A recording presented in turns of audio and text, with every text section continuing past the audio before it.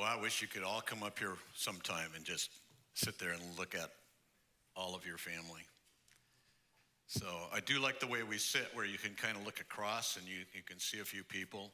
You may never meet them because you always sit over here, but it's a blessing.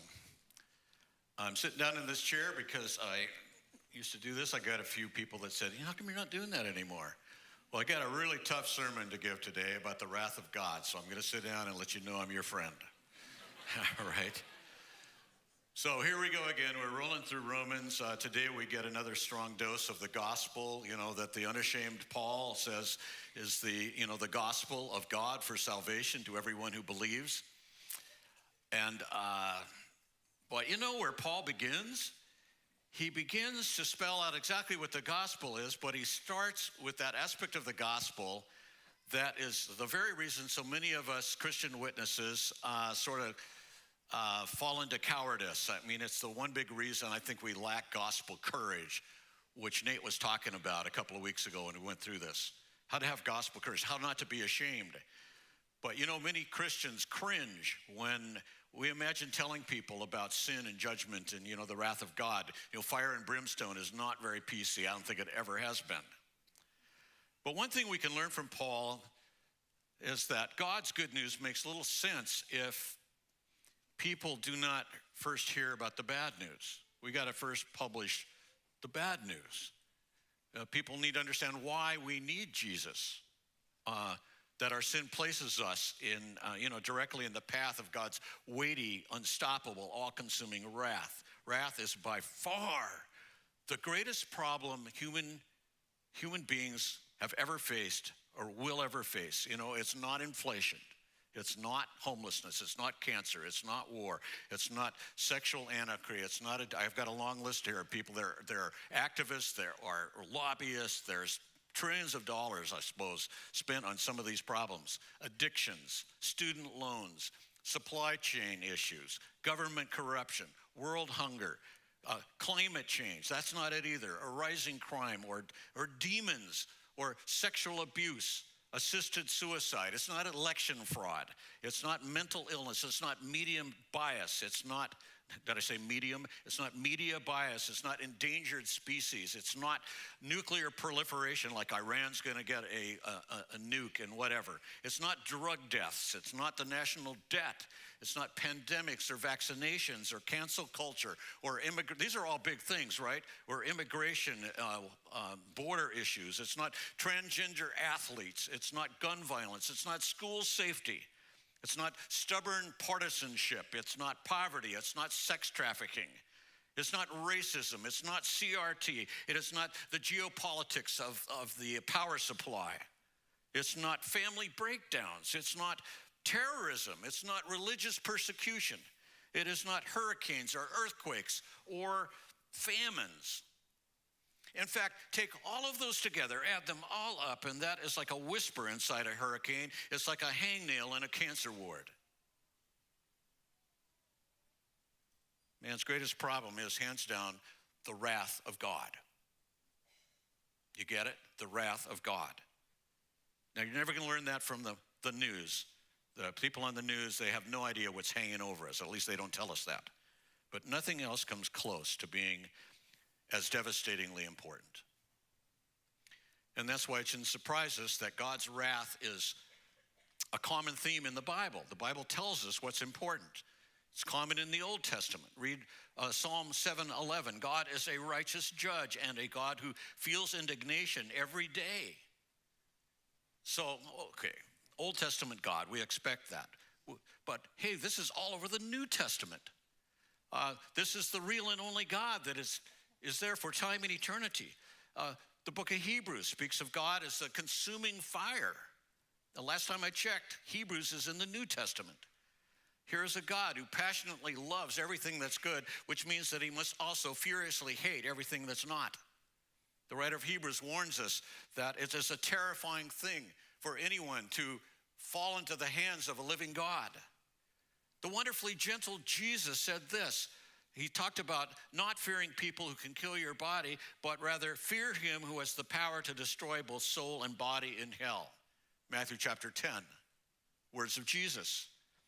The book of Revelation speaks of the wrath of the Lamb and of all the multitude of plagues that will lead up to that final tribunal from which many people, sinners, will be cast into the lake of fire. So Revelation 6:16 speaks of sinners calling out to the mountains and the rocks. You remember this? Fall on us and hide us from the face of him who is seated on the throne and from the wrath of the Lamb, for the great day of their wrath has come, and who can stand?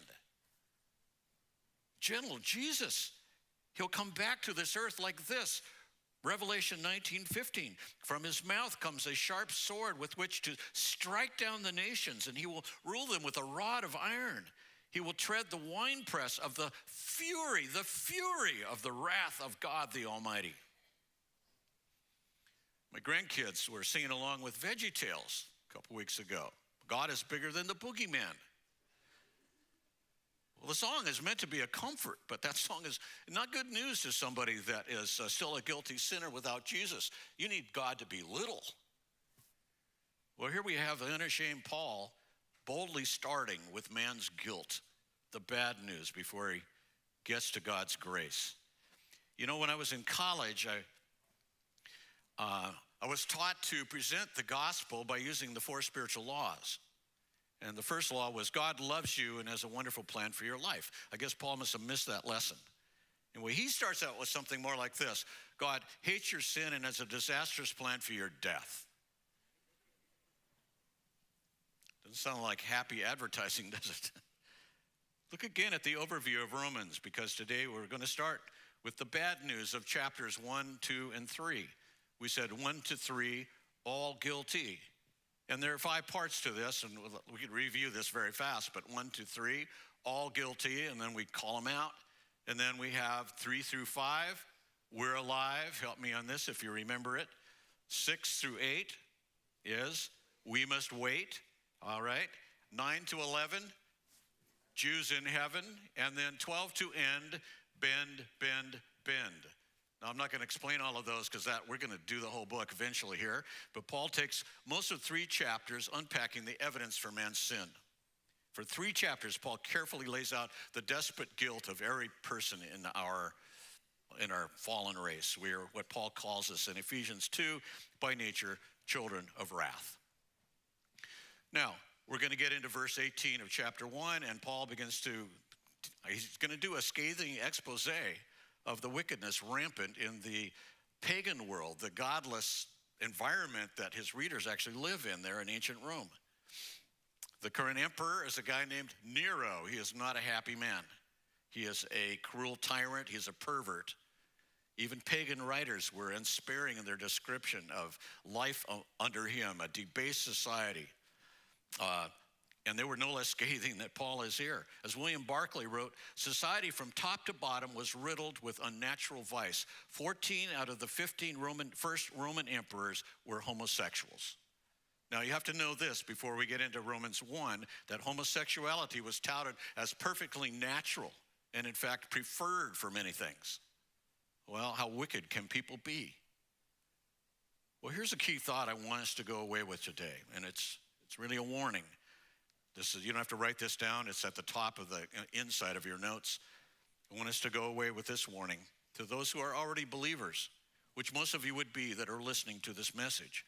We may recoil at sexual scandals, at perversions of various kinds. We don't even like to hear about them, or even violence in our country with things recently in the news. Robb Elementary in Uvalde, Texas, here is evil personified. But you can begin to think that sin is just out there somewhere, some extreme kinds of things. And, sinners are them. But I want us to realize that we are not far above all of this. We should not kid ourselves. Take warning. The seeds of man at his worst, the things we get described here in Romans 1 are still in our own hearts. Even those of us who have been saved most of our lives and washed by the blood of Christ, we need to work humbly and diligently not to get swept up along with the world's current. Oh, how wicked can Christians be? The fact is that living without an accurate assessment of the moral dangers around us, and particularly within us, will lead to reckless, deceived living that will grieve God and rob him of glory. And that's why Paul has us going through several weeks study about sin and guilt. He didn't know how long it would take us, but it's going to take us a month. Not to be morbid, not to make us slog through some kind of ugliness, but to make us wise about human nature, our own and that of others and of our kids. Now, how do you train kids when you can't understand why they act like little demons when you go to the supermarket? Or when you're in the dark about, foolishness is bound up in the heart of a child. Wisdom comes when you realize the beastly nature we are all born with. And wisdom also comes when you learn to fear God, who is firmly, adamantly set against the wiles of evil in every form. The fear of God is the beginning of wisdom. We need more wisdom. Now, the text I've supplied in the notes is a paraphrase from the original Greek. It's not a translation. It functions more like a brief commentary. It gives you the kind of the free expression of what is there. It's just to help us more quickly understand Romans in the somewhat short time frames that we have given ourselves for these sermons. Now, if you'd let us preach for 2 hours, we would need this paraphrase. But anyway, if it doesn't help you, and even if it does, be sure that you have in hand a reliable translation that leans to the literal side, something like the ESV or the NASB or Christian Standard Bible, something like that. But I think you can understand how preaching through such a tightly reasoned, important book like Romans could be done very slowly. With great profit. David Martin Lloyd-Jones, on most Friday nights in London, from 1955 until 1968, taught through exposited Romans. And still, he only got through the middle of chapter 14. Before he got too sick to continue, he actually had to retire. Well, that's about one chapter a year. And so I just want to warn you guys, do not get excited about setting a new record by stretching this series all the way to AD 2038. I would be older than dirt by then, if not in the dirt. And although Nate would still be a still chipper 50-year-old, possibly even a new grandfather. And you would be attending a different church. So mercifully, I think we've decided to go a lot faster than that, but that means finding ways to feed on this letter more efficiently, and that's the paraphrase, at least the Sundays when I'm preaching. So grab your fork, and let's get chewing. Taste and see that the Lord is good, even when his goodness involves his hatred of evil. Realize that Paul is writing to a church with both Jewish and Gentile readers. He's determined to prove all of them are depraved sinners in need of Christ, but he starts with the hedonistic Gentile world in chapter 1 because that's where we find the largest concentration of outrageous sinning. And so it's easier to describe that kind of sin. There are three movements to this. There's accountability, sinners are without excuse. Then he's going to go on to describe the apostasy, where people with truth actually turn from it in an awful exchange that they should never have made. And finally, there's abandonment, where we'll get the same statement three times. God gave them up. God gave them up. God gave them up. Now, this is not them abandoning God. This is God abandoning them. And they are now in a place with no escape. With no escape without an incredible intervention. So, into verse 18. So, why do we need the gospel? I'm paraphrasing for just one little word, F-O-R, for. Now, when you get the word for, that's explaining the reason for what was just said. Well, Paul had just laid out the theme of this letter, right?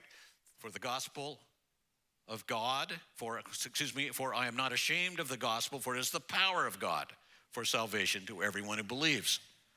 Now, everything Paul then is about to say about sin is to support our understanding of the gospel. So why do people need the gospel of God's power in which the righteousness of God is revealed? This is the question that Paul is going to answer from verse 18 here all the way to chapter 3, verse 20. And we're going to spend weeks on this. Why? Weeks of teaching on sin and guilt. Well, I will tell you one reason, not just to gain wisdom, but to gain gratitude. The amazing thing that God has saved us out of the pit in which we were found. That is essential for our life. So here we have him talking about the wrath of God, the sin and all of that. Why the gospel? Because lost people are unrighteous sinners in jeopardy of God's eternal wrath. They need help. They need righteousness from God, which is accessed only by believing in the gospel of God. So why the gospel? Because without it, we're toast. In a way, that summarizes 5 chapters of this book. Because God's wrath, so now I'm going on with this, with the paraphrase, because God's wrath is disclosed from heaven. His wrath, his holy hostility against every sin in every corner of his universe, disclosed from heaven like a verdict handed down from a supreme court, in this case, the supremest of all courts. And yet this is not talking about final judgment. This is present tense, is disclosed, is revealed, is being disclosed in some way. How would that be? It's happening right now. Well, at this point, everybody wants to quote Fred Schiller, also known as Friedrich Schiller, the German philosopher. You could call him Rick, you could call him Fred. I don't think he'll care anymore. But this is what he said: the history of the world is the judgment of the world. And what he meant by that is that what we see in society in the unfolding of history results from God's solemn judgment not to interfere with their plunge into sin. Now, I want you to turn to the middle of your notes, open up to the inside, because there you could call these sidebars or whatever, but these are for your extra thinking. And I'm just going to read the first one. Now, please do not read all the way through these while I'm trying to preach to you. All right? But I want to read this first one so you have your notes here, and I could open this up and read it from here. How is God's wrath presently revealed? We know about the final judgment. What about this? Well, Paul meant that the very flow of pagan history shows God's indignation against evil. We see it in the awful corruptions and instability in unjust societies, in the diseases that result from promiscuity, and in many other natural consequences of sin, such as the breakdown of families where addictions and abuses rule. For the most part, this display of his wrath is passive, God removing the obstacles that might have restrained society's plunge into deeper evil and corruption. The penalty for sin is more sin. And you could add to that, and more guilt. Perversions are the result of God giving them over to the lusts of their hearts. Yet, whatever we see of God's wrath is a small foretaste of the divine verdict that will be meted out actively at the final judgment. All right, so what is God so angry about? Sin. So we go on with this: against all human expressions of impiety and unrighteousness, as people try to smother the truth with their unrighteousness. Now, God will never respond even to the slightest sin with a shrug or with a little sigh, boys will be boys or something. He's not amused when talk shows glorify perversions as if it's entertainment. He sees it all. He hates it all deeply, and he will eradicate all evil when the time is right. God is love, but he is also fire. And his fire is so hot that he created a hell with fire and brimstone. And this wrath, of course, is totally deserved by all who sin. But here's where we should remind ourselves that wrath is not God's only response to sin. We'll see some of that in chapter 2 next week, where the kindness of God leads sinners to repent. There's plenty of us in this room who will never personally face the fury that we deserve. Why? Because God, in mercy, exhausted his wrath against our sin by pouring it on Jesus. As we sing sometimes, the wrath of God was satisfied. And that's where all of this is going in Romans. But we're not going there yet. So we're going to park in chapter 1 for a while. And for now, Paul is just taking sinners where they are, left into their natural state. They invariably, though to varying degrees, practice impiety, that's godlessness, and unrighteousness. And they actually use their unrighteousness, it says, to suppress or hold back, push down, drown out, smother whatever truth they know. They don't want to hear it. They don't want it to be heard. They need to get it where it can be ignored. And face it, we all want to shut any sense of accountability down for our sins. What is the truth that we're trying to push aside? Well, Paul goes on in verse 19 with he starts with the word for again. And so let's get this up here. So I'm paraphrasing the word for with let me explain. So here's the truth and the accountability that comes with it. What is known about God is plain enough. It is God himself who made it evident to them. How so? Just by looking at what God has made, people ever since the dawn of creation, the creation of the world, have understood and observed his attributes that can't be seen directly. God's eternal power, for instance, and the fact that a creator God must exist. So what's the truth we try to smother with our sinning? Well, we try to deny that there is such a God to whom we must give an account, even though we have been given the revelation from him that there is a creator of all things. He's powerful enough to explain the existence of everything. He's eternal in this power because there must be something or someone to start all of this, someone that didn't have a beginning. This is what we call the uncaused cause. We could go into this kind of from a philosophical standpoint of like proofs for the existence of God or things like that. I'm not going to get into that. I'm just going to say that this God is glorious and mighty beyond all imagination. This truth can be confirmed by observing what God made. But sinners want to suppress and smother that truth about God's glory.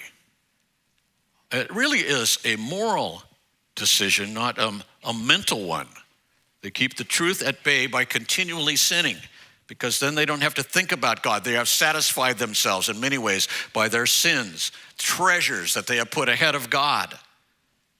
But actually, in numbing their need for God, they have only made their need for God greater, if that's possible. I asked my older sister one time what she had learned about God or about Jesus or the Bible that made her turn away. And she says it wasn't like that.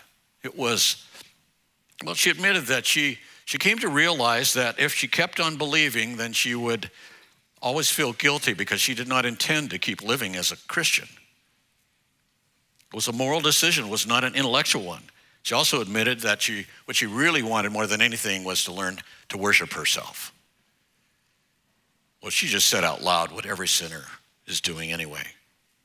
We're going to see how this happened to the whole pagan world in verses 21 to 23. But before Paul gives us that explanation, he is going to lower the gavel on sinners. God made sure nobody has an excuse. Now, that's legal language. They're stripped of any defense because they can't plead innocence based on some kind of ignorance. It's not like they didn't know better. They're accountable because God has made the truth evident to them, to all of them. And that could mean a couple of different things. It could mean within or among. Literally, it's just the word in. So he made it evident in them. Now, if it means within them, then it means that the outer voice of creation has an echo on the kind of an inner voice in man's conscience, in his intuition. Here's how Thomas Schreiner liked to say it.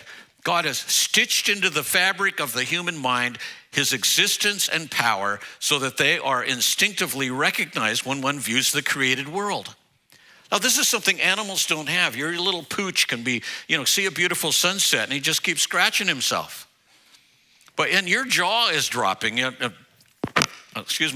Chris was saying something about this, seeing Mount Rainier or whatever, or not seeing it. That makes a difference to you. But, you can point to the sunset to your dog and he just sniffs your finger. And you're not going to find your cat with headphones on in a lounge chair tapping her paw to, some Brubeck or some Beethoven. That ability to respond to the intricacies and beauties and even the vastness of creation is something that God placed within us. It's supposed to make us realize that there's something or someone out there that is way beyond us to whom we just might be accountable. Creation is God's first missionary. It is not enough to save us, but it's enough to damn us if we ignore it. Disbelief at this point requires, however, a rebellion against common sense. But sinners, against all reason, try to tamp all of that down. So here's where we are. This is how John Piper sums it all up. This is why the wrath of God is being poured out. The suppression of the truth of God's glory and his power and his deity and his goodness because of our love affair with unrighteousness makes him furious, and we should tremble. But now Paul is going to detail what sinners who had this knowledge willfully chose to do. And I'm calling this apostasy. It's a word that depicts what somebody who has the truth does when they willfully turn their back on it, when they walk away from the light that they have. They make an awful exchange that they should forever regret. Look at verse 21. What happened was this. People knew all along there was a God, yet they refused to honor him as such or express gratitude to him. So let's call this a launch into independence. I don't need God. I'm not grateful even for, the common grace that I have, even to be alive. They shun the chief end of man to glorify God and enjoy him. What's there to enjoy in him? They've turned away from him to live a life that, where I'm enough without him. And it says instead, in my paraphrase anyway, they cooked up worthless theories to explain things. Futile speculations. I'm going to call this intellectualism, where you're arrogant. You can make up your own story that does not include God. And then the light in their foolish hearts went out. So in the dark, what do they have left? Because, if you leave God out, the light bulb is just gone. So your brain is going to whirl around, and it is going to land on answers that don't even make sense, and they cannot be accurate because they exclude the infinitely essential starting point, the starting truth of all reality. And then you are like somebody trying to thread a needle in the dark, and you're going to miss every time. So verse 22, while pretending to be eggheads, they became blockheads. That's definitely a paraphrase. Paul wouldn't have said it exactly like that. Well, here's where the zonk comes in. Have you ever seen the let's make a deal? Where, maybe you got $1,000, and when they say, now would you like to trade for these 3 curtains up here? 1, 2, or 3. So I'm not going to say you're going to get 3 zonks right here. They gave up, they traded in the privilege of honoring the true creator, and they ended up with ungrateful independence from him and all of his blessings. So there's zonk number 1. Then they gave up the wisdom that would come from fearing and acknowledging God, and they ended up with a prideful intellectualism that exalts human theories that have no chance of being true. That's zonk number 2. Well, I'll just take curtain number 3. Okay, well, the third exchange, we haven't read this verse yet, but that will result in idolatry. So let's invite gods to the party that don't ruin the fun. And so then they end up with gods that don't even exist. That's zonk number 3. The suppressors had to come up with some alternate ways to live and to even account for the universe that would not involve any honor of the real creator. Now, you can go all across the world to find creation stories. Like if the Mayans, for instance, they had a way of explaining how everything happened. There was nothing, and the gods thought, hey, a creation would be nice, and the gods made 3 attempts to make man. I'm really summarizing a somewhat long rendition of this that's even sillier than the way I'm going to share it. But anyway, they wanted a man because they needed somebody to count the days. The gods couldn't do that by themselves, I guess. But anyway, they tried using clay. That didn't work. Then they tried using wood, little Pinocchio. That didn't work. And so they said, aha, corn maze dough. And it worked. And they ended up with the Pillsbury Doughboy, the original. Or do you know the Muffin Man? That would be this guy. There's no mention of a muffin girl or a dough girl. But anyway, that is almost as far-fetched as the most popular myth that we have today that excludes the honor of God and the gratitude of any sort, naturalistic evolution. So they thought, how about if we get together the intellectual community with great certainty to assert that everything developed by natural processes where chance over a massive amount of time actually accounts for everything we see, including ourselves, right down to the cells. And then they profess that it's science, even though they've never been able to test any of it, because who's going to test something that takes billions of years?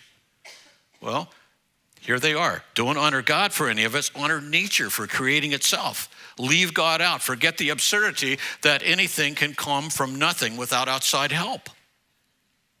Now, if you're an evolutionary scientist, you have to constantly push down the suspicion that what you're dealing with and what you're seeing in your telescopes and in your microscopes is actually something that evidences a designer, intelligent design. And so here's a couple of quotes I have. First of all, from Francis Crick, co-discoverer of DNA. Remember that Watson-Crick model? He reminded his colleagues, why would he have to do this? You know, biologists must constantly keep in mind that what they see was not designed, but rather evolved. This is suppression of the truth. Atheist Richard Dawkins once said, biology is the study of complicated things that give the appearance of having been designed for a purpose. Well, there's a reason for that, Mr. Dawkins. Now, why try so hard to deny it? And that's really what he's talking about. I mean, I could wish to go, several hours if I were a scientist and I could speak with any authority, which I can't, but things that impress me as showing that things were created by a real God. But these people are, I don't know, because of pride, because of judicial blindness, and because they don't want God, they create their own narrative. And in fact, that narrative ends up being another God that would, not throw a wet blanket on their pleasures, on their pride, on their unrighteousness. It was actually a very clever way to worship themselves, though dastardly and very risky. So verse 23, let's read this. So they insanely, I've added that word insanely because it's the pressure that he's putting there. They're fools. They don't have any light. So what this comes out of is an inability to think correctly. So they insanely traded in the glory, you want to circle that word, the glory of the undying God, the immortal God, the incorruptible God, for images, mere images, not even a real thing, images that you just make, resembling a mortal human that's just going to pass on and die, as well as things even less than human. Notice the way downward progression, flying things, walking things, and crawling things. And all these, including images of man, are infinitesimally tiny and temporary and tawdry compared to the glory of the always existing, eternally existing Creator. And that's why this trade-off is so stupid. Like trading in a mint condition Porsche 917 for a wrecked 73 Pinto fastback with a nice 8-track. Only infinitely more so. I wasn't going to say this or add this because it's just in my margins here, but remember Jim Elliot said something, he is no fool who gives up what he cannot keep to gain what he cannot lose. I love that statement. It's hanging in my office. Well, you could kind of reverse that. He is a fool who gives up what he cannot lose to gain what he cannot keep. That's zonk, number 3. Now, pagan nations, of course, are filled with such idols.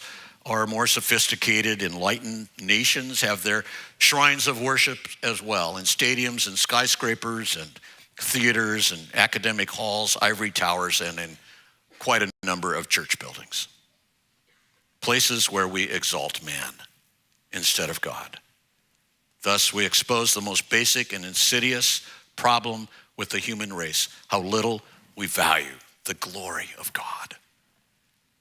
You know, the great mutiny is the reason we face God's wrath. We do not treasure our Maker.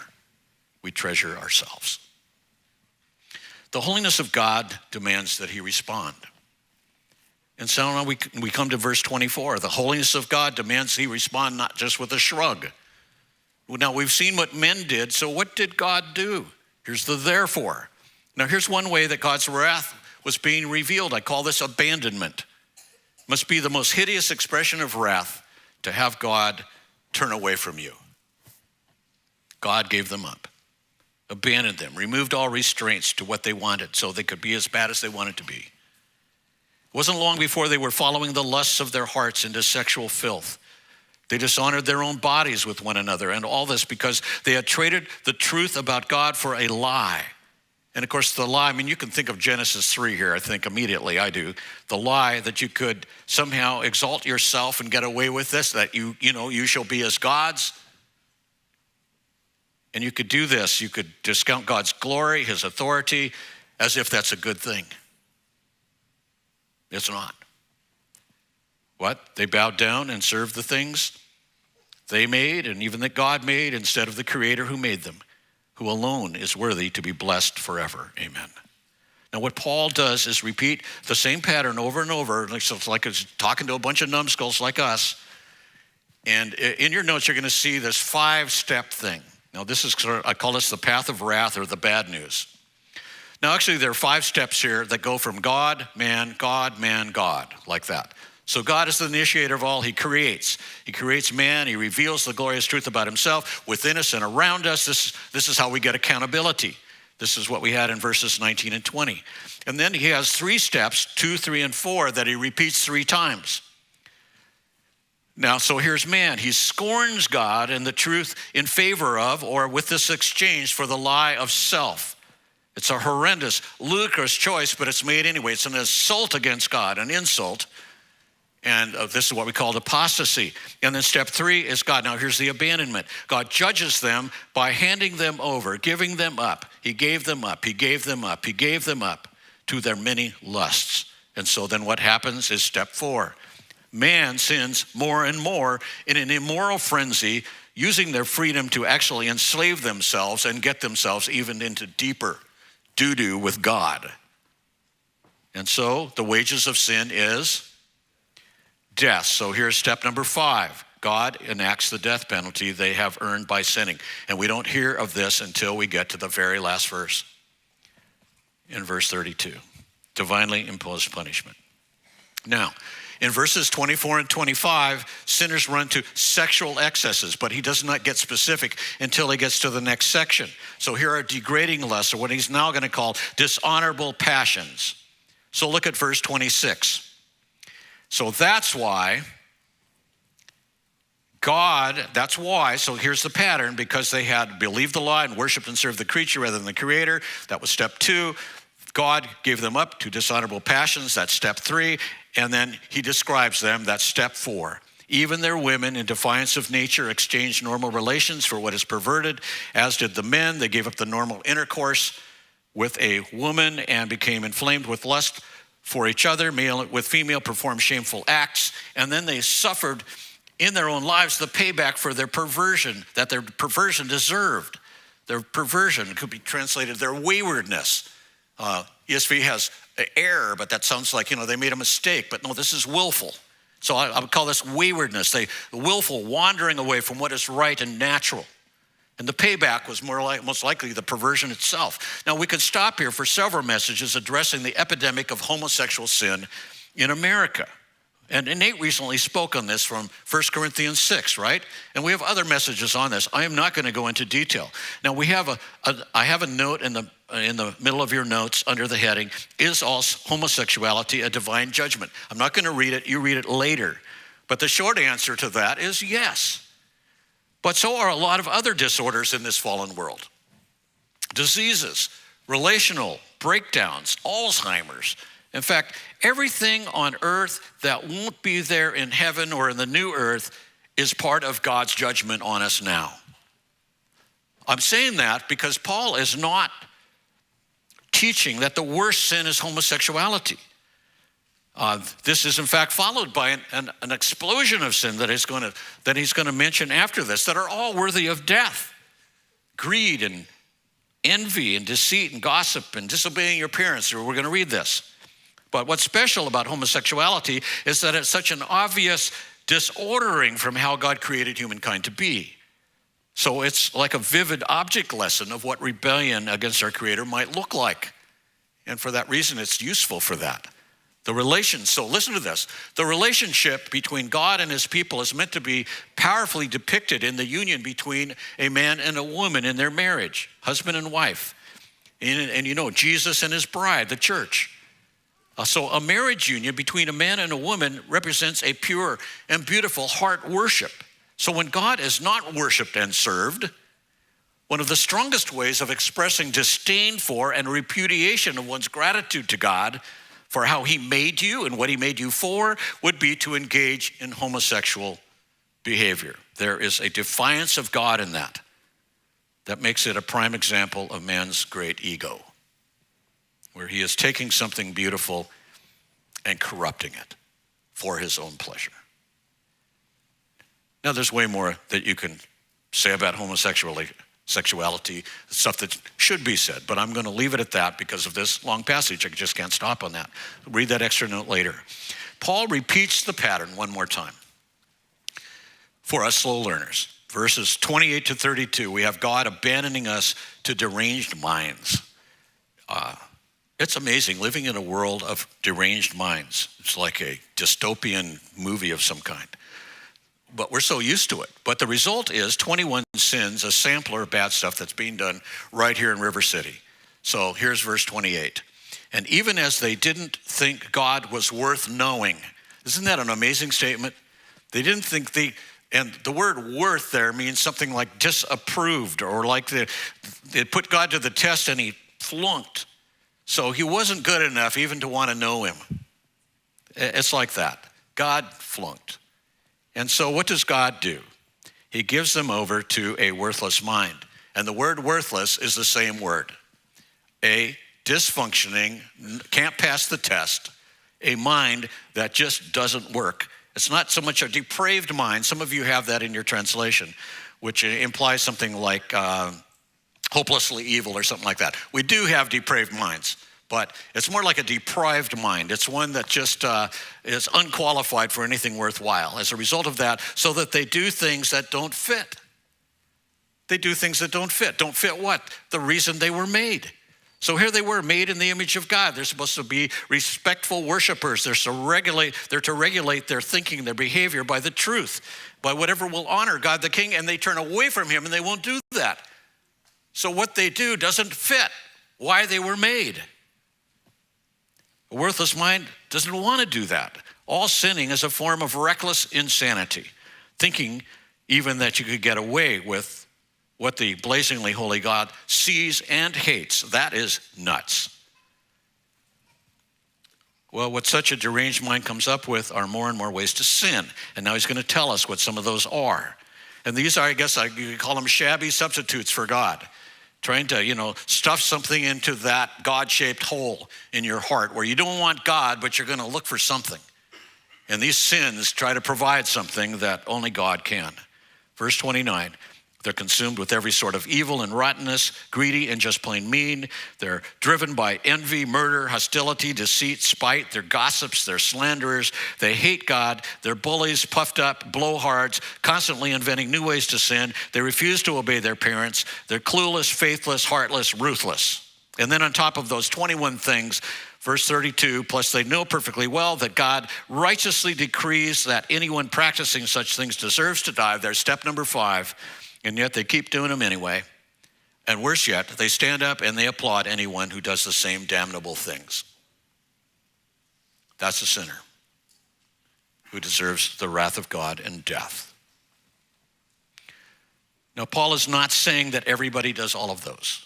That's not his point. There are many law-abiding, respectable people that have, they haven't done all of those things. They're decent folks, but they're still sinners. Paul is giving us, through Paul, a sampler of the sorts of things that come from rejecting the honor and the glory of God. And you look at all of that, and I can't speak for any of you, but there are some things on that list that I have done, and not unrecently. And that is the point I'm just going to try to press on us as we try to finish this message. Go back to the warning. The seeds of man, at his worst, Romans 1, are still in our own hearts, even those of us who've been saved most of our lives from the time we were, shorter than a bow-legged grasshopper. I don't know. We need to work humbly and diligently not to get swept along with the world's current. And there is a current. So here's the takeaway, a question. How do we swim against the current of the human race and of our own fallen hearts? Now, go to the inside of your notes. I give you 7 things. Now, I'm only going to talk about one of them, but I want you to read them in between, and next week we're going to come back to these, but I only want to go to number 1. Here's what we do to swim against the tide or the current. We take God's wrath seriously as a visceral hatred of all sin, even the sins in us that sent Jesus to the cross. Take sin and judgment more seriously than you did when you walked in here today. This is not out there somewhere. This is right at home. Some of us have been taking it easy on some sin that God hates and that Jesus died for. And we should stop doing that. So let's think about how this works. Well, maybe you're a mother trying hard to be a great example to your children, but any given day can be a roller coaster of good or bad. One mom wrote about how motherhood brought out the best in her and the worst in her. The best in her, like the Jekyll character in the famous book, and the worst in her was the Hyde character. And this is how she wrote about it. When I became a mother, I found a Jekyll inside of me. For the first time, there was a person in my life whom I loved more than I loved myself. I was doing unselfish things because I wanted to. I was becoming a patient and kind, calm, reasonable, generous, thoughtful, loving person. I thought, this is a good thing. This person who is emerging, I love being a mom. But then there was another person who comes out sometimes when I am a mom. Person I don't know. I want to say, who is she? Can I make her go away? One time I had a 3-year-old, a 2-year-old, and an infant. I woke to the fussy baby. He clung to me like a baby monkey hangs onto his mother and would not let me put him down. And while he was clinging to me, my toddler was unwinding the toilet paper and making designs in every room of the house. She also took all of the books off the shelves and started tearing pages out of them. And while this was going on, my 3-year-old was begging me to play Candyland. I hate Candyland. And there was a mound of dirty laundry threatening to suffocate me, and there was no food in the house, and I had to go to the grocery store. And at the grocery store, I had a baby clinging to me, a toddler in the grocery cart, my other one running up and down the aisles, and the grocery cart was so full, I had to kick the padded diapers down the aisle. And in the toilet paper section, I had to hold back tears and said, what am I doing with my life? Look at me. And back at home, I unloaded the groceries, fixing lunch while the ice cream melted. Then I took the kids to the park before rest time. A park with 3 children is not fun. I kept counting, 1, 2, 3. I came with 3. I got to leave with 3. By the time I got home, I hated myself. I hated my children. I put them in their rooms and I shut the doors. And of course, none of them slept, but I went to the garage and I cried and I just thought I was going to lose my mind. I felt like I was becoming an impatient, frazzled, rude, angry, frustrated mom, and I was splitting into 2 people. Not all moms are like that. I know moms who are patient and kind to their children almost all the time. I admire them. I don't like them, but I admire them. That is not me. But just when you think you've got God figured out, he goes outside the lines. He meets you in 100 different ways. Now, here's this woman, hating her sin, but learning to love God. And he does something amazing by telling you that he loves you, even with that Hyde creature living inside you. God is interested in redeeming that creature, changing it. And if you're honest, you can say that Hyde lives in you. I know Hyde lives in me. But the good news is that Jekyll lives there too, and I celebrate that person who is more like God. But here's the deal. God is just not going to change your Hyde, dear mother, or tan your Hyde. Someday he's going to eradicate it. Along with every other sin in the universe. Wrath, listen to this, wrath is God loving holiness so much that he will permanently exterminate every sin there is, and you have got to love him for that. The day is coming when God will eliminate every sin mentioned in this chapter. They will never be done again, not one of them. Not by you, not to you, not by anyone, to anyone. And not only these sins, but every other sin and every sin of omission, which is most of them. No one will ever try to smother the truth when in unrighteousness. We will all embrace the truth. We will celebrate it. This is going to be our life forever. No one will look at the new creation and refuse to be impressed. No one will, again, withhold glory from God for any reason. No one will withhold their thanks. No more sexual sin of any kind. No more of any of these. No greed, no deceit, no spite, no gossip, no slander. You can read them all. No one will ever again hate God. No bullies, no being puffed up, no blowhards. No one will ever invent a new way to sin. You get the idea. For this, we should all love God for his wrath. Because if he is not a God of wrath, then sin will keep going on. But until that wonderful day, we swim upstream in a broken world, deeply dedicated to their unrighteousness. Sin is all around us, and it's dreadful. It's as dreadful as Romans 1 means us to take it. Some of you were here 2 weeks ago. Maybe you were here when the Amber Alerts went off on many cell phones. right during the sermon. It was sort of funny, actually, but while we were being all holy and hushed, listening to the Word of God, possibly devastating sin was going on in our state. It keeps going. Something horrible possibly is happening a stone's throw from here this very minute. Something that we'll likely never hear about. My bigger point today is to remind us that Romans 1 is not those people out there. These sins are well within us, not just the light sins. Within our families, we should remember that God hates these sins in us as much as he hates them anywhere. The mother who groaned about being Jekyll and Hyde, well, this good mother, a pastor's wife, she wrote so transparently and amusingly about when her kids were little. Well, that very woman could not have imagined how deeply she would be grieved by sin's relentless wounds when her kids grew up. This is sobering, and this is why I end with it. When her kids grew up, that curious 3-year-old who loved Candyland decided to change her gender. It's a true story. She became an accomplished and outspoken transsexual. That sweet little monkey boy grew up and wrestled with attraction to minors, something that ended up radically and painfully altering the whole trajectory of the family. It was shattering. Her 2 children were swirled away in the current of the sinful insanity that has been at the heart of this desperate world, this repulsive heart, throughout the millennia. And that has become more and more the trauma and the drama of our times. And so some of you have the pain of that in your own life and in your family. And so I say, brothers and sisters, take warning and pray for one another. This is not a joke. Romans 1 is not a joke. Romans 1 is not out there somewhere. Romans 1 is not just back in ancient Rome. Romans 1 is not just in Washington, D.C. Romans 1 is not, in the jail where all the criminals are.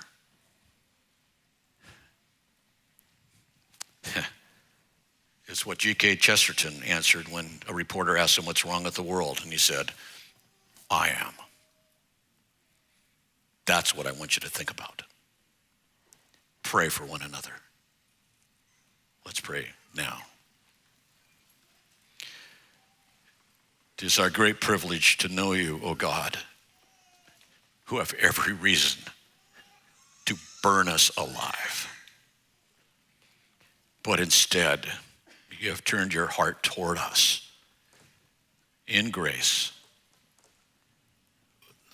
Lord, we could spend a lot of time just talking about the release from the pressure and the weight and the guilt of thinking about what we've been faced with in this chapter. But Lord, for now, I pray that in some way you will let us feel the weight of what you took off of us, not shed it in our emotions too quickly, but to feel the horrid hatred for sin that you have toward the sins of our own hearts.